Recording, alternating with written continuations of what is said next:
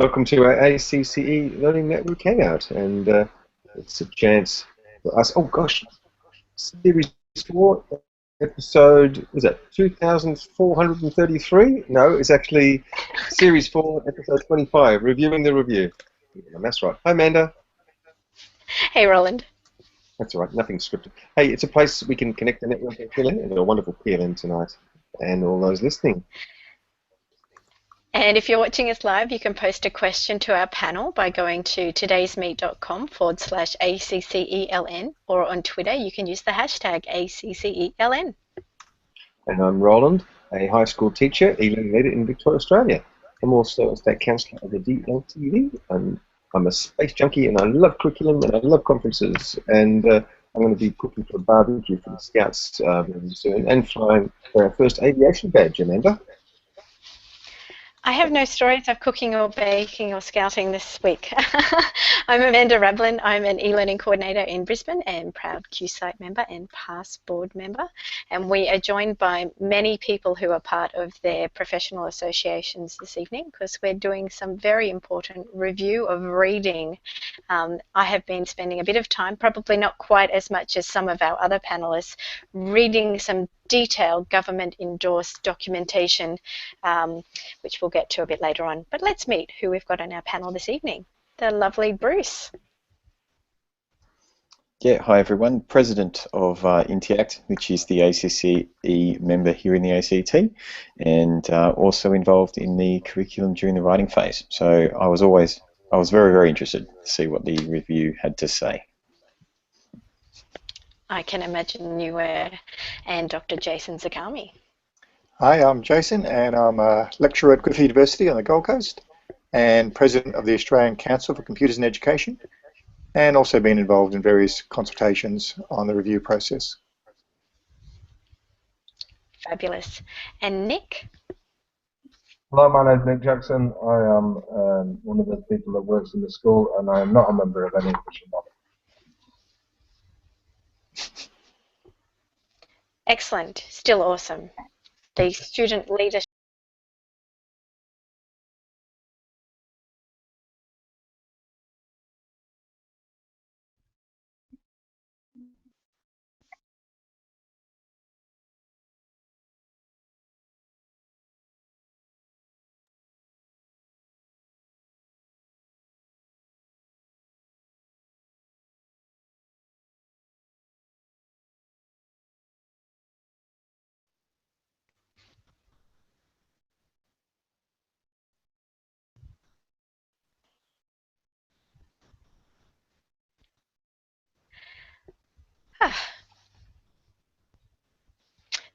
Did everyone just drop out of the connection? Yes, it said server error. Oh dear. We'll say technical difficulties, not that we're afraid of our discussion this evening or the repercussions. No, I'm kidding. I think it's still recording. It is, it's still working just fine. So we've all had some interesting time doing a bit of reading lately, and obviously, as we kind of alluded to in our intro and in all of the information about this Hangout this evening, the Australian government requested a review of the Australian curriculum earlier this year, and was it 2 weeks ago now? It was actually published live for everyone to look at the final review. And I thought we might actually start off by just getting our resident academic, Dr. Jason Zagami, to give us a rundown on some of the things that were actually included in this complex document. Well, it's actually several documents. The first document is the review conducted by Wilshire and what was his name? Donnelly. And they were commissioned by the government to review the Australian curriculum, take a brief to focus on various areas, and they drew upon a selection of subject matter experts, basically the different learning areas, to provide them with information, and they also did a fairly wide consultation with various groups, not unfortunately in the ACCE, but a lot of other groups and stakeholders and state departments, etc.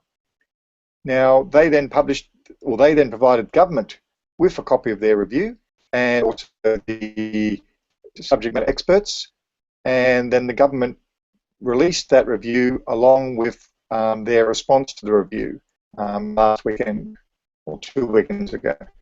And since then, there's been a range of commentary on those different elements. The review itself hasn't been fully adopted. The government has only adopted, I think, about 10 of the recommendations, and that's in the governmental response to the review.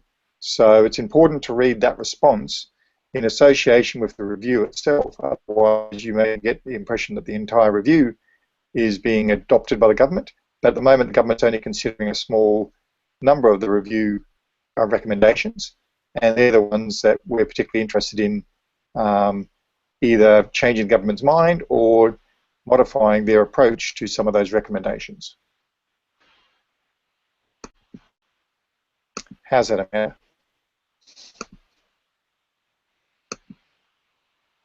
That's fabulous. Sorry, I'm just sharing some of the links in the Today's Meet chat room as well at the same time. My apologies, I was listening. So what were the 10 recommendations that the government actually responded to favourably? If you ask another question while I find that.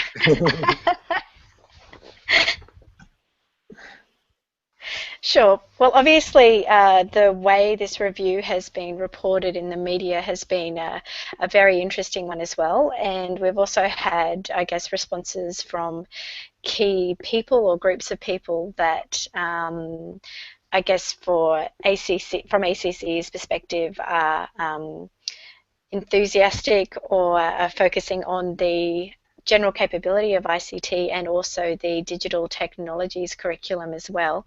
And one of those key responses was actually from ACCE. So I'm giving you another question about something you've written while you're looking for another thing live, Jason. This pressure we put you under in our shows. And ACCE actually wrote a formal response within a day or so of the report actually coming out. So fantastic effort from everyone involved in that.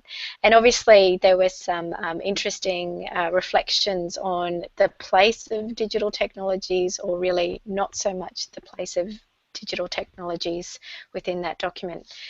Did you want to respond to that first? Okay. Well, we've released a press release or a media release on our actual interpretation of the government response to the review. We've still a formal response going to government as a separate document, and that'll be published on the ACCE website soon. So there's several different approaches that we're taking. But in terms of the first question you asked about the recommendations, now that I've found those, I'll clarify those while I've got them published. Recommendations 11 and 12 were basically around the perceived crowding of the curriculum, particularly in the primary years, and the government's acknowledgement of that and attempts to address that. Now, part of that is particularly concerned around two models, one developed by Professor Wilshire, one developed by Dr. Donnelly, and they have significant implications for digital technologies. The Wilshire model basically excludes digital technologies from being taught until year 9, and then it would become a mandatory subject in years 9 and 10. The Donnelly model allowed digital technologies to be included from foundation all the way through to year 10, but only as an optional choice depending upon what the states and territories decide to do. So they could choose to include digital technologies, or they could choose to include not to include it in its entirety, or in various combinations presumably. So they were quite two very different models, but both of them pretty much sidelined digital technologies, and it was sort of very much, in terms of reading the report, digital technologies was very much seen as not a particularly high priority area by Wilshire and Donnelly. Now, of course, that's our main point of leverage to emphasise to the government that the reviewers did have a particular perspective and particular areas of expertise, and that wasn't in computing and digital technologies. And it's not surprising that they didn't place a high priority on that. Of course, we'd like to see the government adopt a high priority for digital technologies and computing as a curriculum area, and that's where we're trying to change their mind. In terms of other aspects of the recommendations, recommendation 10 was concerned the general capabilities, and the general recommendation was that all the general capabilities should be scrapped except for literacy, numeracy, and ICT. So we're okay with them keeping ICT, probably not so okay with them generally getting rid of the general capabilities per se, but in terms of our particular area of emphasis, that wasn't bad for us, because ICT was still seen as significant enough to be retained as a general capability. Recommendation. Sorry, just to say, was the way that they actually recommended the different models could be implemented more at that? Because just in a lot of their curriculum analysis that happened right at the start of the very, very long document, they actually referred to different systems and different models and suggested that difference between a discipline focus and an integrated focus, but also saying that the national curriculum of a country should just specify the absolute core and leave scope for other areas to kind of, or states or other institutions and schools to actually make their own decisions about curriculum. Is that something you see that digital technologies could still fit within, or it might be lost? Well, essentially, they're saying that the curriculum should be maths, English, science, and history, and the other aspects are not so important. That's the both implied and explicit message of both models. Because of their particular areas of emphasis and expertise, it's not unsurprising that that was the case. But in terms of a general curriculum reform and the way Australia had been going towards having quite a broad curriculum, that's very much a departure from existing state implementations of their own curriculum and how the Australian curriculum was developed. So it's a very significant change. To suggest that the states could do their own thing with those optional extra bits really does devalue them, and we've already seen that devaluing in the Australian curriculum rollout, but nowhere near to the extent that the models that are being presented would allow. Now, that's not to say that the states couldn't rebalance that and re-emphasize the other curriculum areas. And if things do go the way that they may, then we can certainly see various states having a much larger voice in the Australian curriculum than they were having in the ACCELN-driven process. And that may not be a bad thing, certainly, but it does mean that we're going to lose the national perspective of an Australian curriculum, apart from some mandated core subjects, which pretty much everyone had already agreed on anyhow. So it's already made some statements towards the process whereby they'll continue implementing technologies, and a number of other states have also done similar sort of minor statements. But in terms of having a national curriculum, we would lose a lot of the value and a lot of the pain that we've gone through to try to achieve this would have been wasted if we go down that pathway. How about some comments from others? I think it's significant to consider that it wasn't rushed through. There's an enormous history of consultation and research and debate to gain that kind of alignment.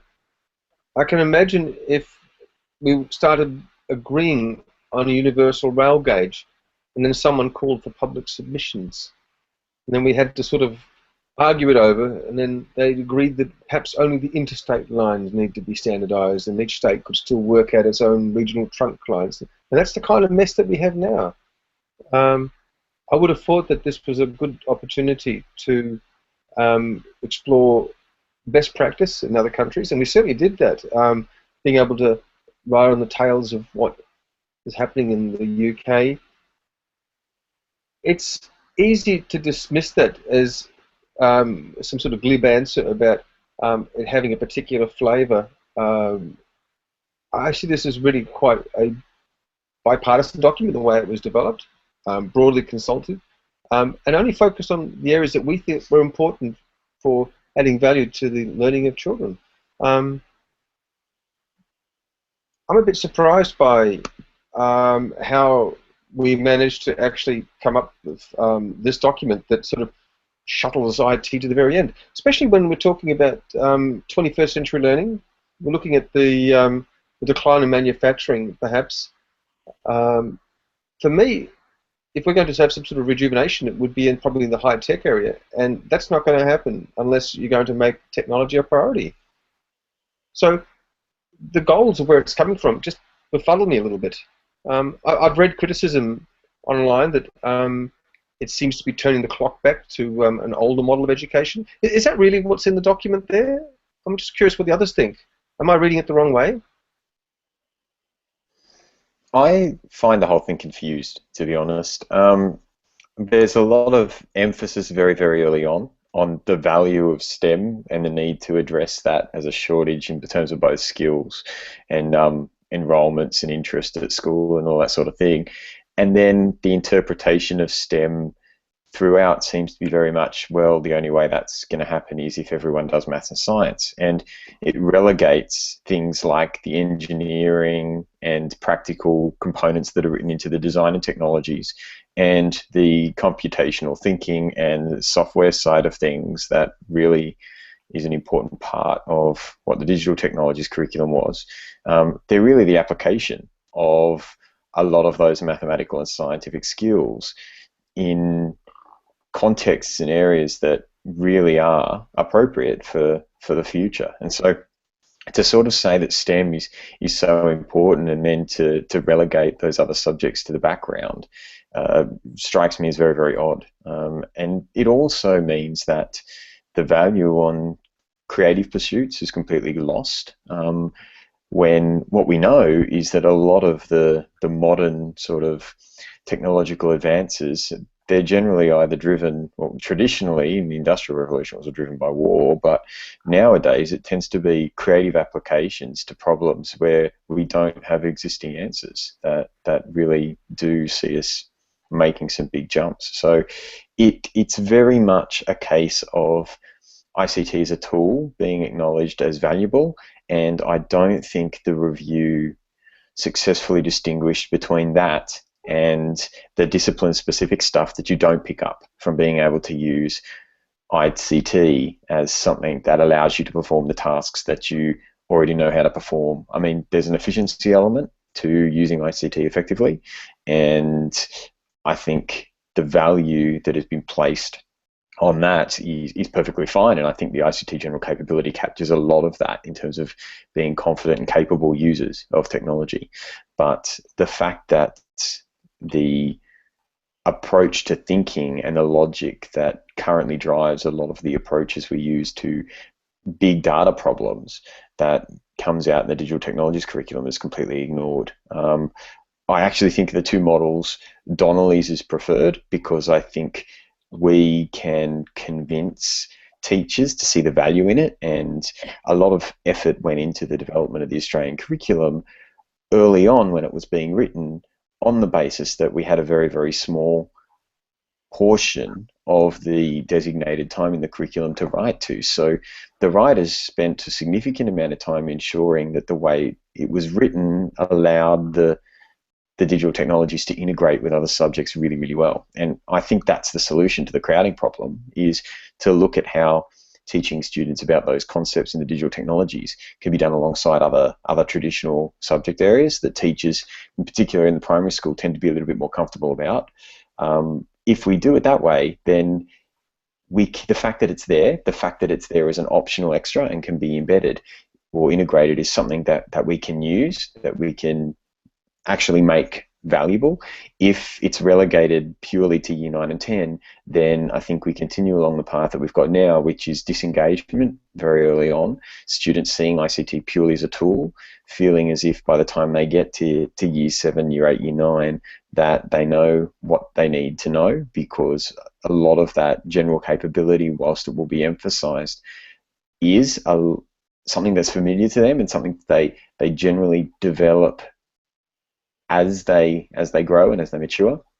But as a result, when you say to a 15-year-old student, you know, this is the importance of strict syntax and clear problem definition, all those things, it's something that is unfamiliar and therefore hard. And by the time they get to year 9 and 10, they can just opt for the easy thing. You know, why bother working hard at school and struggling to get a good grade when you can just do PE, get an A, and cruise through, you know? And that's not to say that PE, I'm not devaluing it in any way, but PE is something that they're very familiar with. You know, you could say similar things for other subject areas. You know, do something you know, and you don't have to learn as much, and you don't have to work as hard. And that's probably the most serious thing for me at the moment, is the relegation of it to something that's done very, very late, which is the existing model now, means that a lot of students are not going to engage with it at all, because it's all just difficult. And that's something that we get all the time when we get evaluations from students at the end of our units in the senior secondary level. A lot of students will say, yeah, I like it, it's great, it's good fun, but it's so much harder than my other subjects, and I just want to get my A's and my high scores because that's going to get me the ATAR I need for university. And we've got to change that. That attitude is completely wrong. It devalues learning, and unfortunately my feeling is that this current approach to what the review has to say is just going to make that worse. Yeah, that's probably a good summary of where I stand on at the moment.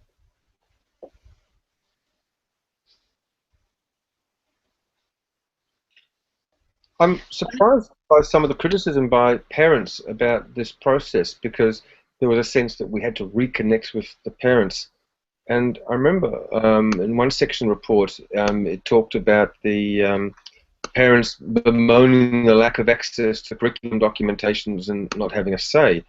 I find it surprising, because as a profession, there's an enormous amount of work that we do go into making these courses relevant by building connections with professionals. But if I'm going to build a STEM course in engineering, I'm not going to really be consulting with the parents of the students to ask about their technical input into a subject. I'm going to consult with real-world engineers that are actually driving this stuff. Some of them may be my parents. So I find it surprising that parents need to have a greater say in perhaps that review document. And the criticism I felt also was about their lack of access, I believe, to the internet at home. Parents don't all have the internet at home. Paper copies of this should be made available. And these are really quite technical documents, Jason. How many parents are going to grab a copy of this National Curriculum Review and sort of browse through it and sort of look up the referencing? How many parents are going to have that sort of global vision and understanding? There are a lot of health policies that we have, you know, like the current Ebola epidemic. How many parents are sitting down and going through all of those policies and making submissions about how they think it should be handled? If I want to ask a question about astrophysics, I'm going to go consult with an astrophysicist. If I've got a problem with insects, so I'm going to have to look up someone who's a specialist on insects. I'm not going to consult necessarily the parents. How do we resolve that tension? The document seems to imply that our parents should have a greater say in the curriculum, and they might not feel comfortable about maybe directions like technology or coding. But we've got larger national imperatives that we're working to that need to be important.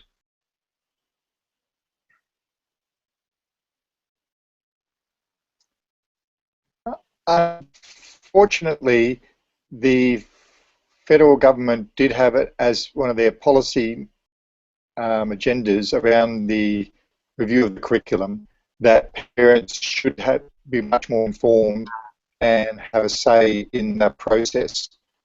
And the ACCELN documents, as they were written, were written for state curriculum writers. They weren't necessarily written even for teachers, and that's been one of the ongoing criticisms of ACCELN and of the Australian curriculum documents as they've come out, in that they were written to develop curriculum. They weren't written to explain it directly to teachers, and certainly weren't written to explain it directly to parents. That requires a very different sort of documentation. The UK documentation, their curriculum documents, were written for parents and for teachers to directly read, and that's why they were much briefer and simpler to understand. The ACCELN document, of course, was written in a very technical language for curriculum writers and experts in curriculum writing to engage with, were necessarily more complex and convoluted in that respect. In hindsight, that probably was a mistake, given that the way things have progressed and how they've now sought public engagement and teacher engagement with those documents. But that ship has sailed, and I think one of the key recommendations will be that the documentation is made much simpler and more easily to understand. There are some benefits to that. It does tend to increase flexibility and allow teachers and states to implement things with a more flexible approach than some of the more specific approaches that were embedded in the existing Australian curriculum documentation. I remember. Oh, you go, Roland. I remember there was a parent on the school council years ago, decades ago actually, who was a dentist, and he implemented the dental policy, and we had 4 weeks of talking about teeth, brushing teeth, flossing teeth, care of gums. We had all sorts of teeth-related activities, and it was just so engaging, not for the students. In fact, they still talked about that at the reunion, about this teeth-led curriculum innovation. And I wonder, it may be deflecting attention from the real problem, maybe getting parents to discuss the funding they would like to see for schools and have a look at the modelling, and perhaps making submissions to how they would like to see schools funded. But anyway. No, you're totally correct. It was brought in with a political agenda behind it. Allowing parents to have a say on it does help diffuse the entire curriculum writing process. Although it does sound like your dentist had a big impact upon students, even if they're still talking about it even now. So it may not necessarily have been a bad thing. Maybe not. But you have to ask yourself, and that's about that balance. Perhaps, anyway, as one of the teachers commented, there was a school that had dust as their theme, and you can run with that up to a point. It's often just a context for some sort of broader discussion, and that's where you're going to sort of leverage the learning. And perhaps when we're looking at how we can work with that in the classroom, a good teacher is able to build on that context, make those connections, and be guided by a national curriculum that might help shape the big picture. My worry is perhaps someone who's taking a very simplistic view at this would miss some of the work that's been put in already by other people, and being able to help fill those gaps. What are we going to throw out with the bathwater when we try to simplify this crowded curriculum? And I think that's a really important thing to point out. I mean, as Jason said, this document was not written for parents. It was not written for students. I would argue there are elements that have definitely been written for teachers, but that could be my ACT sort of experience coming out, where teachers are responsible for writing curriculum from foundation all the way through to year 12.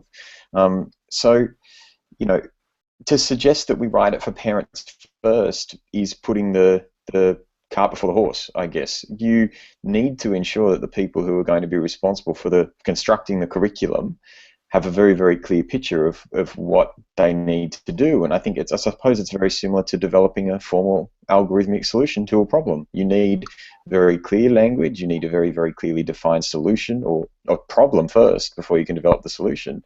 And then the implementation comes last. And I think it's that third step, that implementation, where you begin to write it so it becomes accessible to parents and accessible to students and accessible to teachers who may not have that level of experience.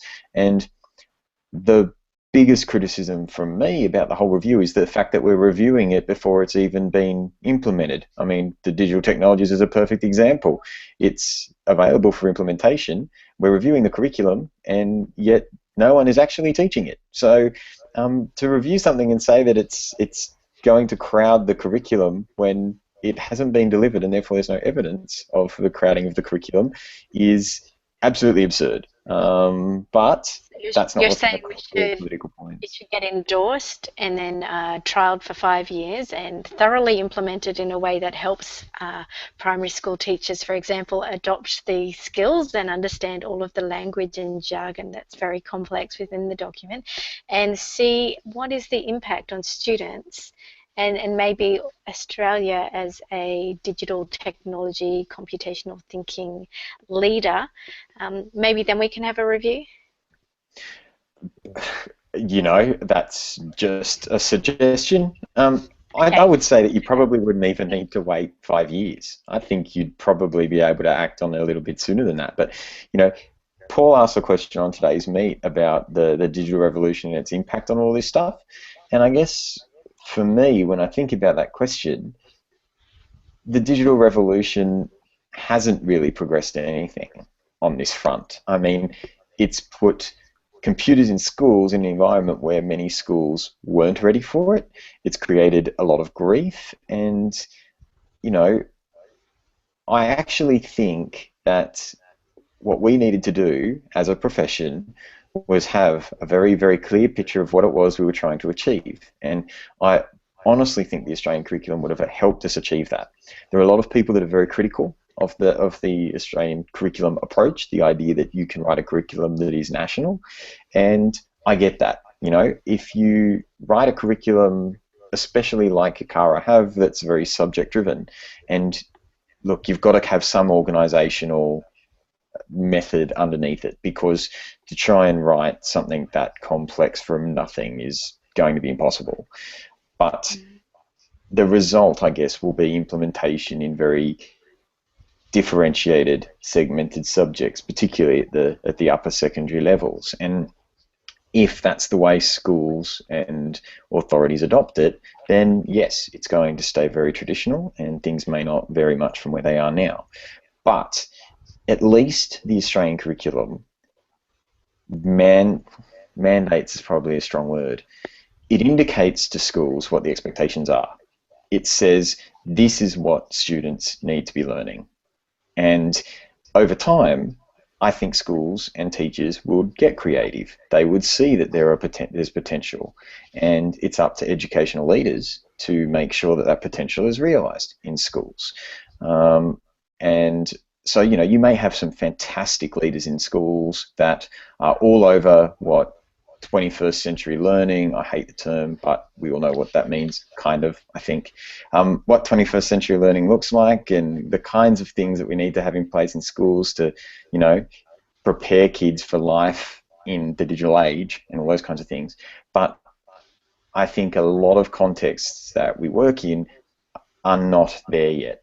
And to suggest that they can just go straight there by throwing away any sort of rigid curriculum structure is ridiculous. I think it's very much a case of give the schools or the curriculum writers and the teachers some clear guidance as to what they need to do, and let them experiment with the implementation. I mean, my personal view on it is no matter what schools do with what's out there now, it's not going to be any worse. So allow them to experiment, allow them to try things. And, you know, we're not experimenting with our children here. We are genuinely using our professional judgment to give them the best learning experiences that they can have. That's why we're in the profession. That's our entire job. So letting us do that is the only way that we're going to get anywhere. And I felt that the Australian curriculum, at least the way the digital technologies was written, provided us with the ability to do that. Some of the other subjects, maybe they've been a little bit more content specific. Maybe the writers have had a different focus, but that clearly wasn't the case with the digital technologies or the designer technologies. And that's something that's also been lost in the review. What do you think they mean when they say that the connection between the content of the discipline and the IC capability needs to be made more explicit? What are they really saying? Is that with the subject matter specialist review of the technologies curriculum area that you're referring to, Roland? Correct, yeah. So the feedback that they had was that it wasn't clearly defined the difference between digital technologies and ICT, yet, and their relationship, yet one is a general capability and the other is a subject discipline. Because there were very good reasons why they were kept separate, weren't they? Definitely. And has that been lost? Is that something we haven't communicated clearly enough? Is it that it's all sort of smushed into one thing? That it's a bit like how we can easily confuse literacy and English, numeracy and maths. Just chipping in, I think this relates to the computing and IT argument that's been raging and still raging in the UK. And really, the language that was used in that was an attempt to hide the fact that that's what the debate was talking about, really. And the fact is that if you look at it in depth, digital technologies curriculum is relating to computing. It's not relating to IT. It's relating to computing, computational thinking, computer science, and all related elements of that. And whereas general capabilities is talking about, yeah, it's talking about digital literacies, but I don't think it strikes me when I read it, when I read the original curriculum, they didn't want to talk about digital literacies because nobody wants to really define digital literacies. And I say digital literacies with an S because it is literacies. It's not literacy, it's literacies. There's a number of literacies. And there's a struggle to define what those are because they're contextual and depends on what space you're working in. As to get hold of what that actually means, you've got to look at it in your own school context, and you've got to look at it within faculty context if you're going to do that proper cross-curricular. So to me, when that whole argument and there's criticisms that it was muddy in terms of how those two things were defined, I think that was actually a valid point. It was quite muddy, but it was only allowed to be muddy because the proper language wasn't used. They just tried to invent these new bits of terminologies. I'm not sure who came up with these terminologies, but maybe that was needed because they wanted to get away from the argument that's still raging in the UK now about computing and IT. So that's my take on that.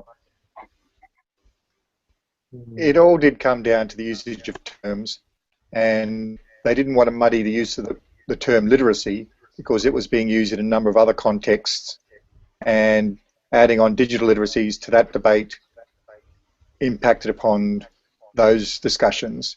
So we were left with ICT, and you're totally correct. Despite many heroic attempts to clarify ICT and digital technologies, or even digital technologies as a curriculum discipline area of computing, it still isn't clear enough for most teachers and certainly for many parents and reviewers.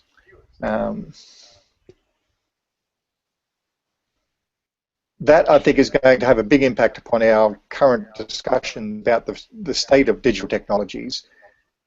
Even in our industry groups, they're still confusing ICT with digital technologies.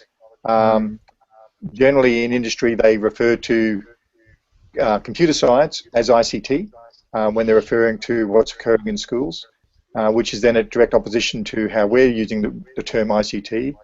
And that's going to be an ongoing problem with our use of terms. But it's a problem throughout the industry. It's not unique to education. It's not unique to the UK or to Australia.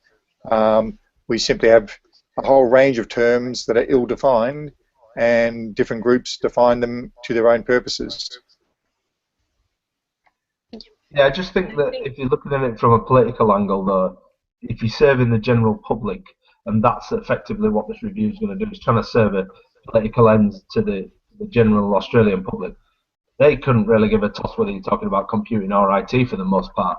They just want to see that, they want to see that their child is getting a decent education, and that decent education, as much as we like to go down the route of suggesting that it's broad and we give students experiences of all sorts. And yeah, we do know the significance of preparing our students for this future that's not just about maths and English. The reality is that maths, English and science, they're the three things that most voters are going to look at. So when it comes down to it, computing, IT, who cares?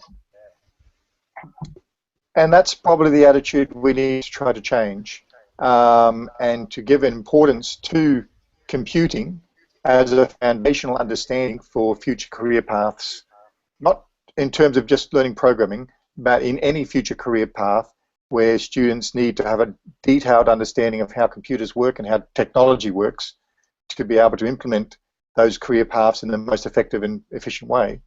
And there's a general understanding that that should occur, but when it comes to implementing it in the curriculum, there's confusion and uncertainty.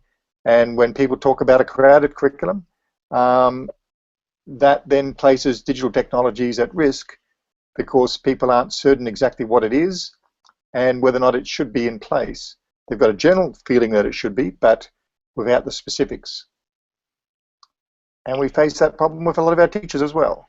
It's not just the parent groups that we need to convince. Teachers and also senior administrators in our departments and our curriculum writing groups around the states and territories. So we did do a lot of work to convince ACCELN, and ACCELN did come on board with an understanding of digital technologies and their importance. And now we have to continue that convincing now with what other stakeholders now have a say in future curriculum processes. Jason, do people need to be convinced of the research at the primary level? Well, unfortunately, there's not an awful lot of research. For a new subject area, sorry, Roland, I didn't get that. There won't be if we don't do any work down the dead end. That's true, and we do need to implement something so we can actually research it and then see if it works and how it works. But a problem with a new subject area is that there's a lack of research to support it. That's by the nature of it.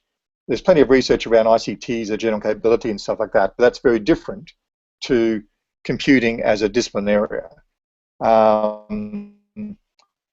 We do have some research going back to Papert and the rest in the 60s and 70s, but that doesn't really support a subject-specific area.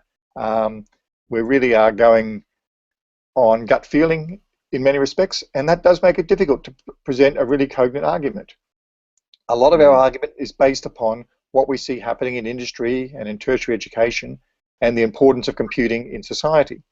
And we have a feeling that given that level of importance, then there should be a curriculum that supports that in terms of students developing that understanding so they can make best use of their understanding when they go into whatever aspects of society or career paths that they can then utilize that capabilities around digital technologies. But it's a whole new area, so we don't have a level of support that we can back that up empirically.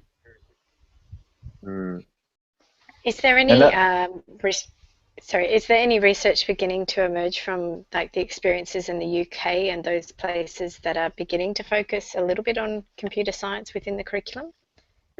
It's way too early for that sort of thing. You would need at least 3 or 4 years and to be able to see the impact upon students in terms of going into career paths and making other changes. Really, we're building everything on anecdotes from individual students like the Mark Zuckerbergs and all the rest that have developed great ideas and developed great industries from that. Whether or not that can be supported by a curriculum is still uncertain. I believe it can be, and I believe we can have a whole lot of students that can go through, that can be in that sort of creative industries around digital technologies. But it could be that that only works for a very small percentage of entrepreneurs that will do so despite schooling. But we can draw a lot upon what we've learned from science. We saw that science was an area that we needed a population that had a greater understanding of science in order to advance our industries and creative forces that drew upon that understanding of science. So we implemented that into the curriculum, and we've gained great benefits as a society from that. My belief is that technology, digital technologies, will have the similar sort of benefits with a populace that has an in-depth understanding of technology, as we have an in-depth understanding of science, climate change aside, and we can then see some advantages to our nation from that capacity. So then this comes back to surely a notion that we cannot be risk takers as a nation. We cannot take risks because we have to hang the curriculum on what everybody else has done, and we can't possibly take risks because ultimately that's probably going to lose us some votes. And that's where the reality comes. Sorry to be pessimistic, but that's where the reality comes, and I think that's a real shame. And you know, if we talk about the general capabilities of IT or ICT or whatever you want to call it, that was a real opportunity, as Bruce has already alluded to really have a go changing this silo effect of subjects and challenge notions of what pedagogy is and how we can approach teaching with technology in our hands, or the students' hands, should I say, and how we can really have a go making wholesale changes that can be backed up by something, instead of people in my job stood up there going, this is what we really should be doing because it's good and that, and some research says it's good, although there's a lot of research that also says it's crap as well, but let's do it because it's really good. But then there'll be something to back it up. If you're gonna pull that support out from that, then people in my position, and there are many others, and the advocates that are out there, we're gonna be left dangling again. We're going backwards here. And when I turn around and say, look, we really should be putting ourselves out there with technology and doing this and this and all these wonderful things you can do, and somebody will go, oh yeah, but that's not part of the national curriculum. Bang! End of story. Let's go move on to the new point then. How about fixing the toilets? You do raise a good point, and it has been the major criticism of the Australian curriculum process, in that going for a consensus model, we had to get all the states and territories to agree, meant by its very nature was going to be conservative. And having each state and territory do their own thing does mean we can have greater diversity and do those experimental approaches more readily. There was, though, the argument put that an Australian curriculum would provide a whole lot of advantages around a national focus, whereby all the states and territories could contribute together towards a model and see if we could actually do more than what we could do individually by working together. And that's been the big Australian curriculum challenge and opportunity. But it does come at a loss of innovation, in that we can't do 7 different experimental models. We have to do 1 experimental model. And by its very nature, then, that will tend to be a more conservative model. So in some ways, a move back from an Australian curriculum does have some advantages, but it also does come at a loss. Jason, I know you've got a strong research background, and I was stunned when I was reading this section on constructivism and its criticism.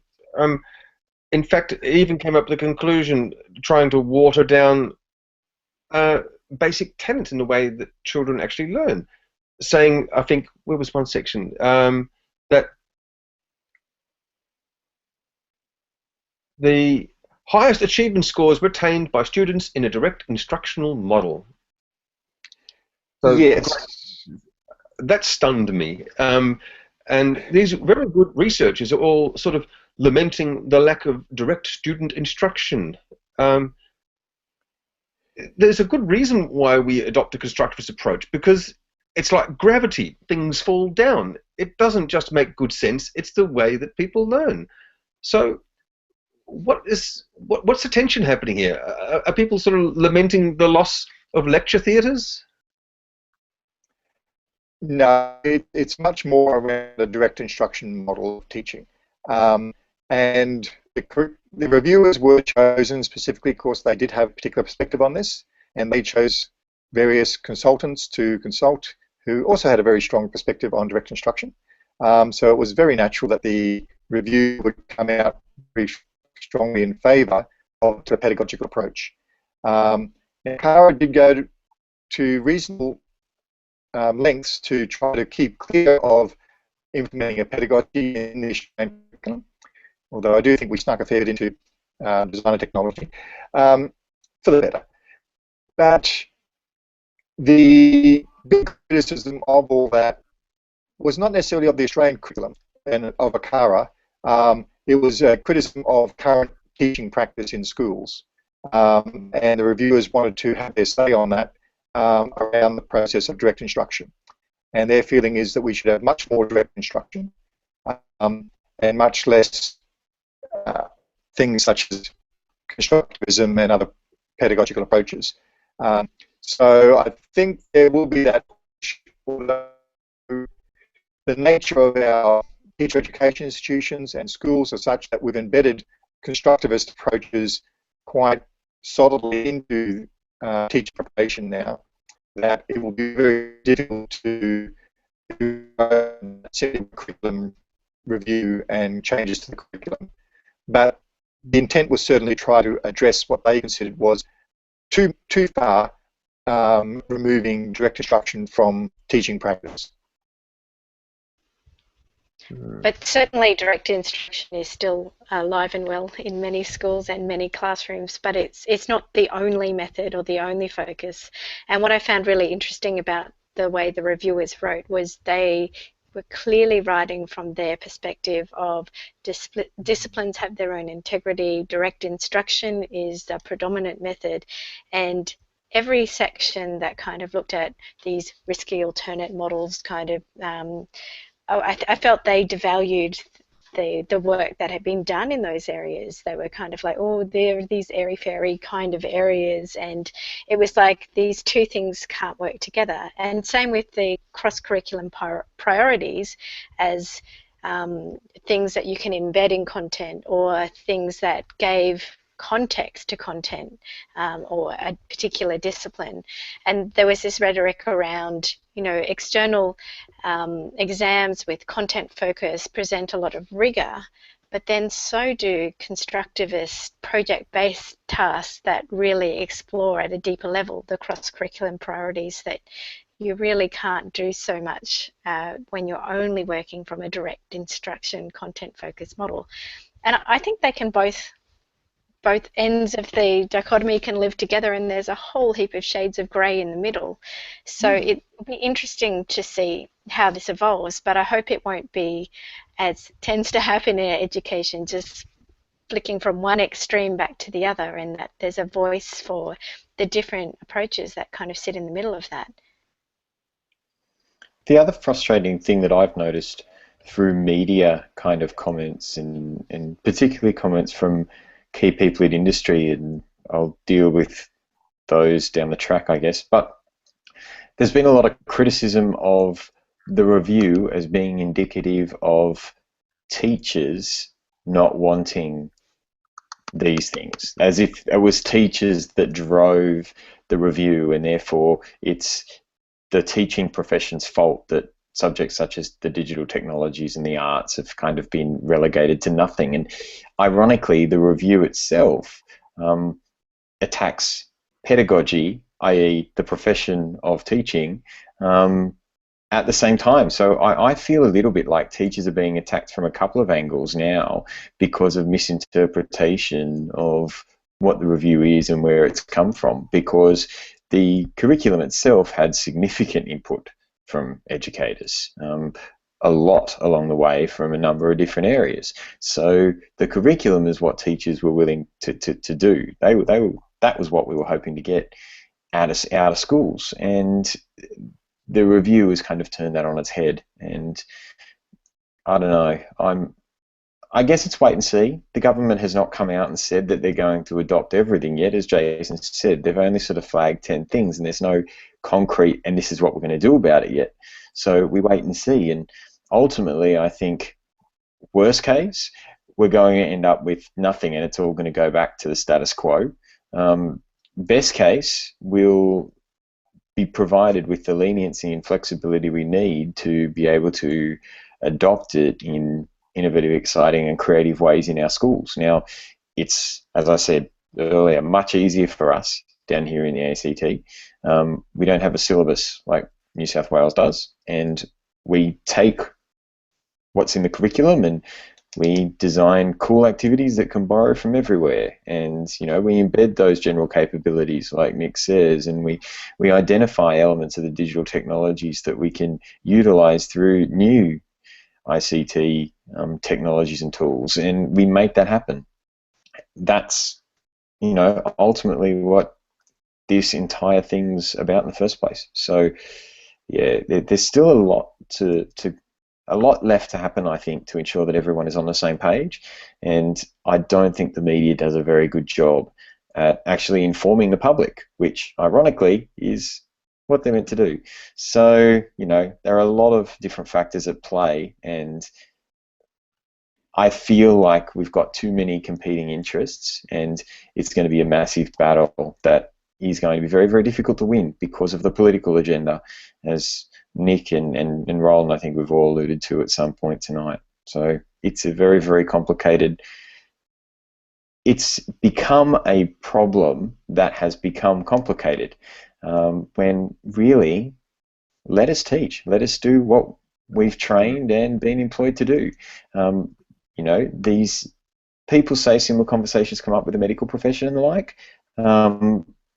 I don't know. I'd question whether or not that same degree of everyone wanting to have their say exists. We tend to trust what the medical profession is doing as a general rule.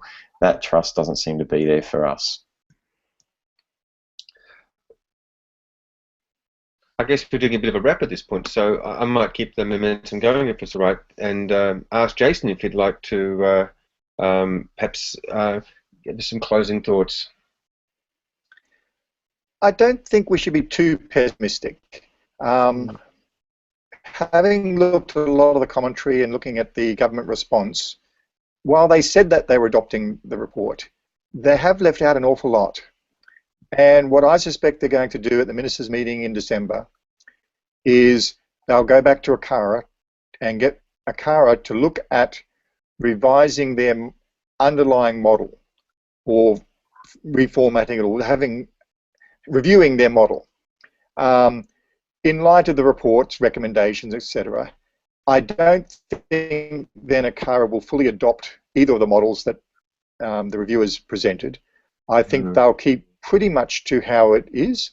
They'll make some modifications and some concessions to various aspects, particularly around the history curriculum and things of that nature.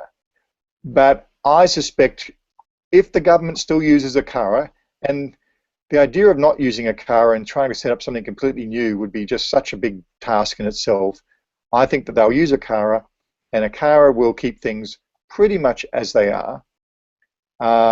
And we still have to fight and get the word out and keep digital technologies in the forefront. But I think things should solidify. The report wasn't anywhere near as horrific as well, the government's response to the report hasn't been anywhere near as horrific as the report itself. And I think the government is taking a very considered response to the report and will recommend things in a way that allows them to score their political points, but without totally derailing the entire process. At least certainly that's my hope. And I've got some practical advice here. I've done this at my school. I turned around and I said, well, this is not mandated yet, is it? It's just a review document. So if it's just a review document and we're introducing the national curriculum, then we have to teach digital technologies next year. And everyone went, okay then. So I'm teaching digital technologies next year. So once you're in, the theory I'm going with, once you're in, you're in. Because if you do it amazingly, and I have no doubt that I will do it absolutely amazingly because I'm amazing. But if you get it in, then, it's trouble getting it out again, isn't it? And that's the way I look at it, because you get all the kids and you give them loads of chocolate every lesson and you bribe them and everything like that, then they're not going to get rid of it. And that's the theory I'm working on anyway. Once it's in the timetable, it's there forever. Yeah, exactly. Especially with chocolate. In the timetable with chocolate. Oh, that's a good selling point. I like it. We can apply that to teachers too. Unfortunately, not all schools and systems are taking quite as progressive a view on digital technologies. Or chocolate. They're not offering chocolate. That's what the problem is. Jason's got me thinking. It's probably you're right. there is actually merit and strength in actually having a smaller, parent-friendlier version, and I hope they pick up on that recommendation. That's going to be something really positive. I'm going to keep trumpeting the fact that you want to engage in education. Perhaps we can engage in a really tough question about funding for education. And maybe involve the parents too in that discussion, and that might stir the pot up a bit. There's a lot that's actually happening outside that's driving. We're looking at the maker culture and the way that's remashing how people are now learning at home. When I was making just a whimsical comment just off the cuff in my Year 12 class about the sort of software we might buy for the 3D printer, she said, one of my students, what about this one? And I looked at a laptop. I said, oh, you've got some CAD software on your laptop. Yeah, it's an open source one. We've got a 3D printer at home. About time the bloody school caught up. And I hadn't realized that the impact this technology is actually driving from the home side, from people in their backyards and sheds. Now, that's not going to make a huge revolution compared to perhaps what we could do if we were to get students interested. And there was something that I thought about earlier. I mean, students need to get an itch to learn how to code. Then they can understand how to scratch it. And I think that's what we can do as teachers. So I've got my bedtime reading here. It's decorative crafts for the home. I'd like to say I've got an idea of a family quilt that we're all sort of working on. It's my technology problem. And I Was hope that next to you in the room you're in? That's right, yeah. I'm in the craft room or the maker space. I've got to be careful where I sit before I sit on a needle. I'd like to move a bit more technology in here, but I think that's been relegated to the garage. That's my maker corner, and I'd like to make a difference too. There's been a lot of lovely thoughts tonight, and I hope everyone takes the trouble to have a look and engage in debate and chat to your local member. Get them engaged with education, understanding the imperatives of things like constructivism and the science of education, because that's what we are. We're experts in the science of learning, and I'd like to stamp us with that badge. Thank you. Absolutely. Thank you everyone so much for your thoughtful additions to our review and discussion this evening. I think I'm going to reread it again just for fun and see if there's ways that I can add my thoughts and my feedback to other groups as well. As also on my list, I guess, is the craft book from Roland. I'll think about that, maybe not straight away. I think there's a lot of complexity in some of the ideas that have been presented, and I think there's a lot of unpacking of what that means, and obviously the reviewers were working from a specific opinion, and you know what, this is kind of reopened an ongoing discussion with many education professionals and stakeholders and representatives on what is the nature of curriculum, what's important to schools. And you know, I think it's pretty awesome that even though we've got a curriculum in its infancy that may not have had a fully fledged vision and overarching complicated diagram and all of that, perhaps that's to come. I love diagrams. I'm hoping to add my thoughts to that at some point. I think there's many perspectives, and as well as the consensus that has perhaps what the reviewers would say has weakened the quality of the document and the integrity of subject areas. I think it's actually something that is an ongoing conversation in terms of weaving those complexities together or knitting them, as per the props that Nick was just showing. And I think it's a conversation worth having, and I encourage people, particularly through their professional associations and through ACCE, to continue adding their thoughts and ideas on the place of digital technologies and the ICT general capabilities as well. And next week we have another ACCELN broadcast. We're still finalising the details. Check out our Wikispaces page in the future for more information. And if you're part of our ACCE Learning Network community on Google+, then you'll get an invite and a notification about our next show. If you'd like to join our panel in the future or have any other suggestions for things you might like us to discuss, or you might like to discuss with us, please let us know. And remember, you can view our past Hangout recordings at acceln.wikispaces.com. Thanks for joining us. And last time I can say this, but happy Connected Educator Month. Look forward to seeing you then. Bye all. Bye.